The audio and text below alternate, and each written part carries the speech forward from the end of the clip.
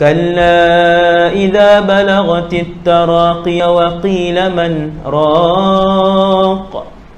Waktu keluar tu, bila keluar tu, sedang keluar tu, ahli keluarga cemas, sedih, cemas, huru-hara dalam rumah, dalam keluarga kita. Siapa nak berubat dia? Siapa yang akan rawat dia? Wa dhanna annahu al-firaq. Orang yang sedang keluar ruh dari badan dia itu yakin itulah kematian. Dhanna, dia yakin. Dhanna di sini maksud dia aiqana, dia yakin. Siapa yakin? Yang sedang ruh keluar dari tubuhnya itu. Apa yang dia yakin? Annahu al-firaq, inilah kematian. Bila mula tarik itu dia kata yang inilah mati. Kenapa dia tahu itu mati? Kerana kesakitan yang sedang ditanggung ketika ruh menjalar keluar itu tidak pernah dirasakan oleh mana-mana manusia hidup.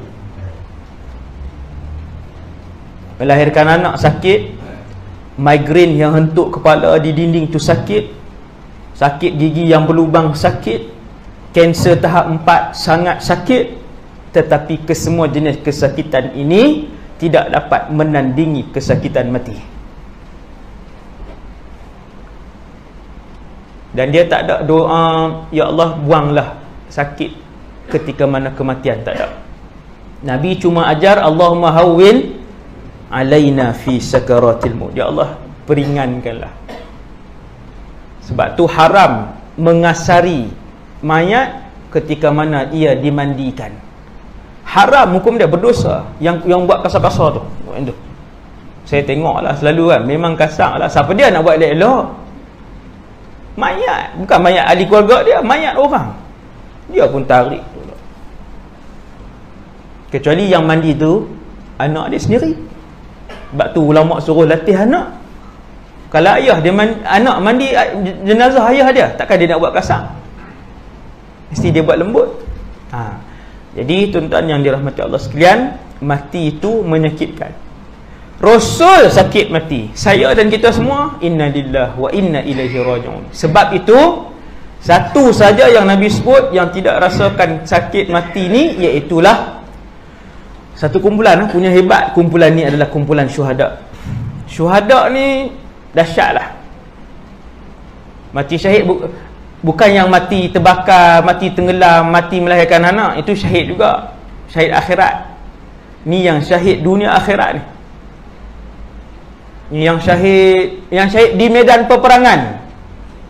Syahid di medan peperangan, antara hadiah besar ganjaran yang Allah sediakan kepada mereka ialah mereka tidak merasakan sakit mati.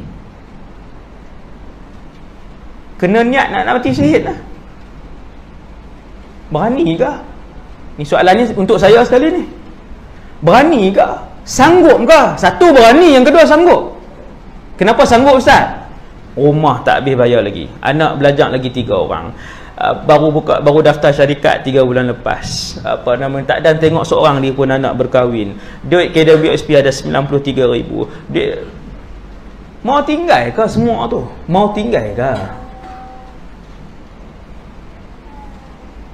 Keluar daripada negeri 2 minggu pun terketak-ketak dah, orang kata ketak-ketak ni duk teringat dah. Pergi umrah semua kat duk teringat. Waktu nak pergi tu seronok, waktu nak balik tu tanya kan, kalau boleh skip sehari.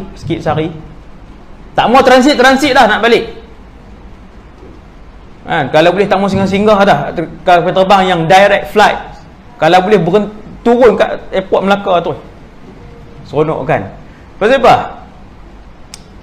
Nak pergi, nak tinggal lama lah, tinggal rumah, tinggal kedai, tinggal kerja, tinggal pejabat, tinggal harta, tinggal anak.